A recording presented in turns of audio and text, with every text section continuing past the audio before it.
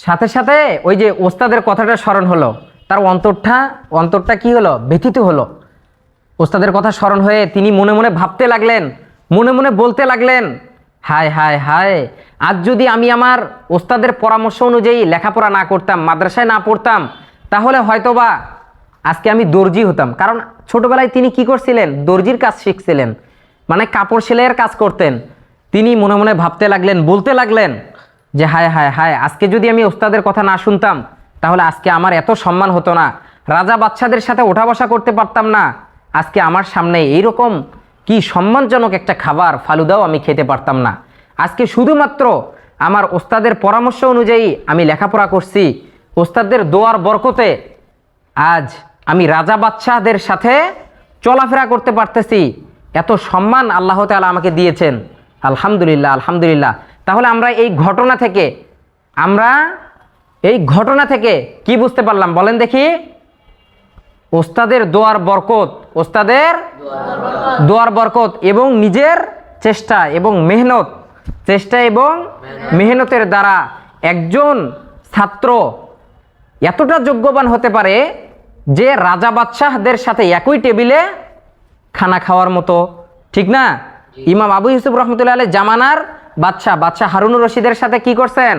একই টেবিলে খানা খাইছেন, একই টেবিলে খানা খাইছেন। আর খানাটা কি শুধু নর্মালি খানা না, যেই খানাটা কি বাদশারাও, সেই জামানার বাদশারাও বেশি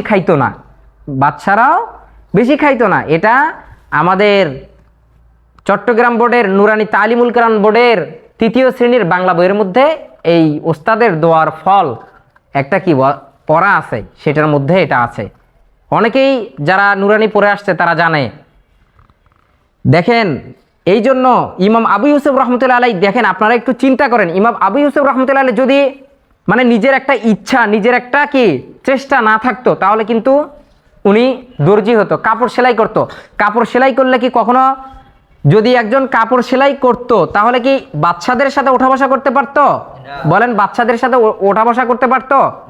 কখনোই পারতো না। তাহলে কিসের বরকতে হয়েছে এটা? শুধু ওস্তাদের দোয়ার বরকত এবং কি নিজের একটা কি মেহনত, নিজের একটা চেষ্টা থাকার কারণে উনি কি জামানার একজন যুগবরণ্য আলেম হতে পারছেন, ঠিক না? জামানার কি প্রধান বিচারপতি হতে পারছেন, প্রধান বিচারপতি, যিনি কি বিচারক বলি না আমরা, প্রধান বিচারক হতে পারছেন। কিসের কারণে? শুধু নিজের চেষ্টা এবং ওস্তাদদের দোয়া। তাহলে আমরা কি ওস্তাদদের থেকে দোয়া নেওয়ার চেষ্টা করব কি না বলেন? ওস্তাদদের দোয়ার দরকার আছে না বলেন? ইনশাআল্লাহ।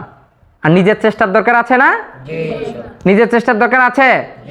আল্লাহ তাআলা আমাদের সবাইকে নিজের চেষ্টা এবং ওস্তাদদের দোয়া নিয়ে সফলতা দান করুক। সকলে বলেন আমিন।